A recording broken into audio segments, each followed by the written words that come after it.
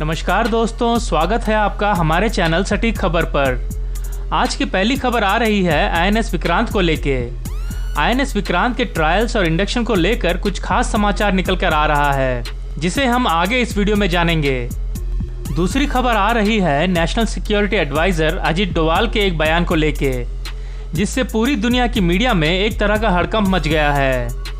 विशेषज्ञों का मानना है कि भारत अब दुश्मनों को इजराइल के स्टाइल में डील करेगा। तो हमारे एनएसए ने ऐसा क्या कहा जिससे पूरी दुनिया की मीडिया चौकन्ना हो गई है?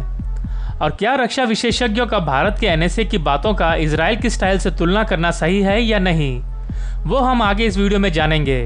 तो हमारे साथ इस वीडियो में अंत तक बने रहिए। वीडियो में आगे बढ़ने से पहले हम आप बताएंगे कि हम अपने चैनल पे भारत के डिफेंस और स्ट्रेटेजिक अफेयर से रिलेटेड टॉपिक्स पर रेगुलर बेसिस पर वीडियोस बनाते रहते हैं।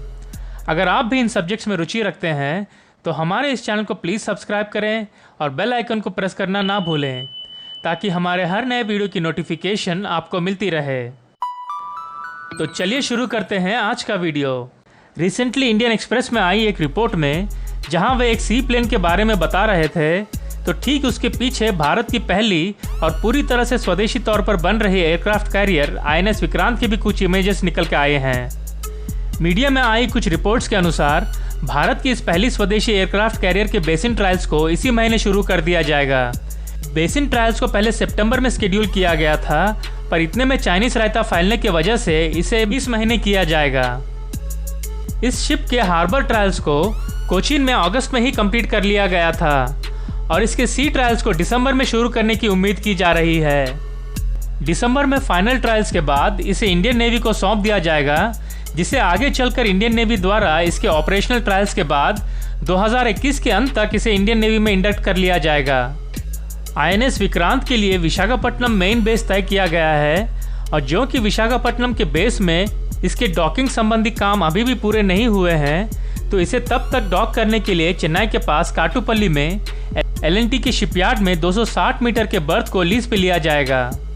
जहां तक इसके ऊपर ऑपरेट होने वाली फाइटर जेट्स की बात है, तो फिलहाल इस कैरियर के लिए डेडिकेटेड फाइटर जेट्स तो इंडिया के पास अभी नहीं हैं, पर जैसे कि हमने आपको अपने वीकली डिफेंस अपडेट में बताया था, इंडियन नेवी राफेल एम को आईएनएस विक्रांत के लिए चुन सकती है, जिसका अभी इंडियन एयरफोर्स के लिए 114 फाइटर जेट्स का कॉन्ट्रैक्ट जीतना लगभग तय माना जा रहा है। और जब तक नए राफेल एम इंडियन नेवी को मिलते हैं, तब तक आईएनएस विक्रमादित्य पे ऑपरेट कर रही मिग-29 में से आधे फाइटर जेट्स को आईएनएस विक्रांत से ऑपरेट किया जा सकता है। दूसरी खबर आ रही है एनएसए अजीत डोवाल द्वारा कल दी गई एक बयान को लेके, जिससे इंटरनेशनल मीडिया में एक हड़कंप मच गया है। भारत के एनएसए ऐसे ही कभी भी कुछ भी नहीं बोलते हैं। अगर उन्होंने कुछ कहा है तो वह बहुत ही कैलकुलेटेड बयान होता है और एक स्ट्रैटेजी के तहत होता है। अगर हम उनके बयान को देखें तो उन्होंने कहा है कि ये ज़रूरी नहीं है कि हम वहाँ से लड़ेंगे जहाँ तुम चाहोगे। भारत हर उस जगह से लड़ेगा जहाँ से उसके लिए खतरा पैदा होगा, चाहे वो हमारे सीमा से हो या किसी और जगह से हो। Times of India Ajit Doval की इस बयान को भारत की वॉर डॉक्ट्रिन में एक पैराडाइम शिफ्ट कह रही है। प्रोएक्टिवली अपने देश की सुरक्षा के लिए खतरा पैदा करने वाली जगहों पर हमला कर उसे न्यूट्रलाइज करना भारत की सरकार की नई नीति बन रही है, जिसे हमने म्यांमार, बालाकोट और उरी के बाद सर्जिकल स्ट्राइक के रूप में देखा था। और अब पैंगोंग त्सो के साउथ में की हाइट्स पर कब्जा करना भी इसी स्ट्रैटेजी के अंतर्गत है।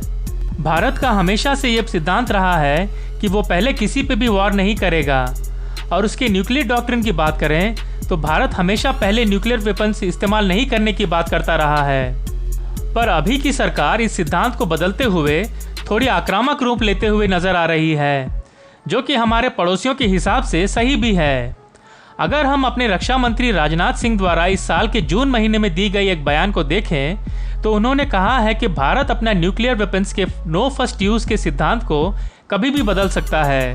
ऋषिकेश के परमार्थ निकेतन आश्रम में स्वामी चिदानंद सरस्वती के एक सवाल पर जवाब देते हुए अजीत डोवाल ने कहा है कि भारत ने हमेशा अपने स्वार्थ के लिए नहीं बल्कि परमार्थ के लिए लड़ा है, और अपनी सभ्यता को बचाने के लिए भारत ज़रूर लड़ेगा, चाहे वो हमारी धरती से हो या विदेशी धरती से हो। बाद में ऑफिशियल्स द्वारा एएनआई को दी गई एक बयान में कहा गया है कि एनएसए की बातों को आध्यात्मिक दृष्टि से देखनी चाहिए, ना कि कुछ और मायने निकालने चाहिए। पर हम सब जानते हैं कि हमारे एनएसए जो भी करते हैं उसके पीछे एक मतलब होता है, और अच्छा होगा कि चीन और पाकिस्तान उनकी बातों को समझ जाएं। तो आज की इस वीडियो में बस इतना ही। आपको हमारा ये वीडियो कैसा लगा हमें कमेंट करके ज़रूर बताएं। आगे और भी ऐसी सटीक खबरें और उनके विश्लेषण के लिए हमारे चैनल को प्लीज़ लाइक, शेयर और सब्सक्राइब करें। धन्यवाद। जय हिंद।